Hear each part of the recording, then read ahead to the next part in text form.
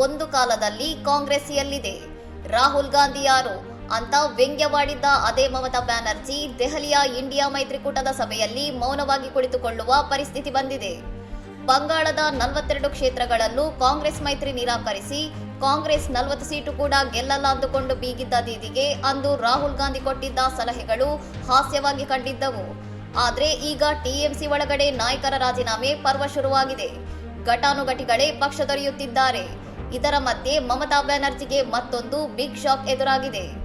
ಕಳೆದ ಮಾರ್ಚ್ ತಿಂಗಳಲ್ಲಿ ರಾಜಕೀಯ ಭಾಷಣದ ವೇಳೆ ಒಂದು ನಿರ್ದಿಷ್ಟ ಸಮುದಾಯ ಒಟ್ಟಿಗೆ ಬಂದರೆ ಅದು ಇತರರ ಮೇಲೆ ಅಪಾಯಕಾರಿ ಪರಿಣಾಮ ಬೀರಬಹುದು ಎಂದು ಕೋಮುದ್ವೇಷ ಹರಡುವ ಹೇಳಿಕೆ ನೀಡಿದ ಆರೋಪದ ಮೇಲೆ ಕೋಲ್ಕತ್ತಾದ ಹರೆ ಸ್ಟ್ರೀಟ್ ಪೊಲೀಸ್ ಠಾಣೆಯಲ್ಲಿ ದೀದಿ ವಿರುದ್ಧ ಎಫ್ಐಆರ್ ದಾಖಲಾಗಿದೆ.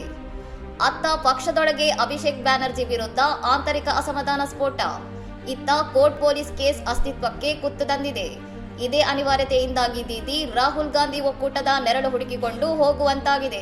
ಅಂದು ಏಕಾಂಗಿ ಸಿಂಹಿಣಿಯಂತೆ ಸಾರಿದ ಅಹಂಕಾರ ನೆಲಕ್ಕುರುಳಿದೆಯಾ?